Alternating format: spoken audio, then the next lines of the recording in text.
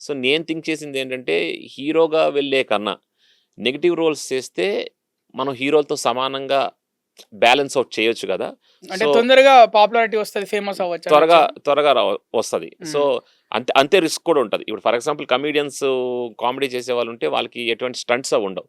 ఇప్పుడు negative roles చేసే వాళ్ళకి ఆటోమేటిక్ హీరో కొడితే విలన్స్ పడేది అదంతా ఉంటది. ఇప్పుడు మీరు విలన్స్ పడేది అది ఉంటది అంటున్నారు కదా! హ్మ్. అంటే మామూలుగా అయితే డూప్స్ హీరోకి, మెయిన్ క్యారెక్టర్‌కి హ్మ్. అపోజిట్ హ్మ్. యాంటాగోనిస్ట్‌కి పెడతారు పెడతారు. డూప్స్. యాహ్! మీకు గూడా డూప్ ఉంటాడా?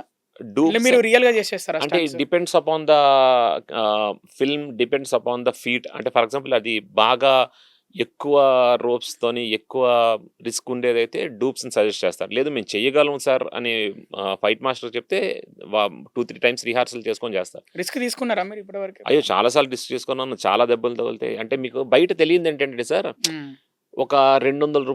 300 పెట్టేసి సినిమాలో కూర్చొని బయటకొచ్చి 'ప్రసాద్ ఐమాక్స్' బయట యూట్యూబుల్లో, ఈ సోషల్ మీడియాల్లో మైక్ పట్టుకొని పూనకం వచ్చినట్టు ఊగిపోతూ ఈ సినిమా బాలేదు, ఆ సినిమా బాలేదు. ఇక్కడ ఎంత కష్టపడతారన్నది నేను కళ్ళారా చూసాను. ఫర్ హ్మ్. ఎగ్జాంపుల్ 'పుష్ప'. అల్లు అర్జున్ గారు నా కళ్ళెదురుగా ఫైట్స్ చేస్తున్నప్పుడు ఆయన బ్యాక్ బోన్ చిన్న ఇది డిస్‌లొకేట్ అయింది. ఆ డిస్‌లొకేట్ అయితే మనకి ఎందుకురా బాబు! అంటే ఇప్పుడు ఆయనకున్న స్టేటస్‌కి, ఆయనకున్న బ్యాక్‌గ్రౌండ్‌కి ఇప్పటికొచ్చిన ఫేమ్‌కి రిస్క్ చేయకుండా ఉండొచ్చు. కానీ ఒక 2 మంత్స్ రెస్ట్ తీసుకొని మళ్ళీ వచ్చి సేమ్ ఫీట్ మళ్ళీ ఆయనే చేసాడు డూప్ లేకుండా.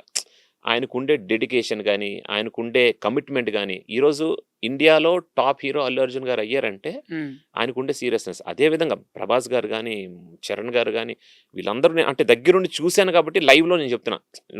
చాలా దెబ్బలు తగులుతాయి. చాలా ఫర్ ఎగ్జాంపుల్ ఇప్పుడు నాకు ఇప్పుడు నేను నా నా మజిల్ టేర్‌లో ఉంది. మీరు చెప్తే నమ్ముతారో లేమో I will show the reports. Muscle tear అయింది. సో, ఇంత కష్టపడి వచ్చేటప్పుడు మీరు ఒకసారి సినిమా చూసి జడ్జ్ చేసేటప్పుడు వీళ్ళెంత కష్టపడతారు? ఏం జరుగుతుందని ఆళ్ళు తెలుసుకోవాలి. అల్లు అర్జున్ గారంటే ఇంకా హార్డ్ వర్క్.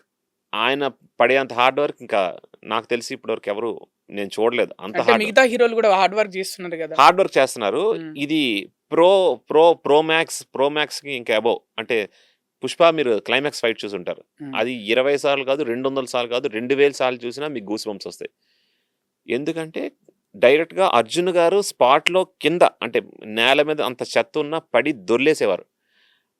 చాలామంది వచ్చి "సార్ పర్లేదా? పర్లేదా?" అని షార్ట్ తర్వాత అని అడిగేవారు. ఇట్స్ ఓకే" అనేవారు. ఎవరు లేనప్పుడు నేను పర్సనల్‌గా అడిగాను.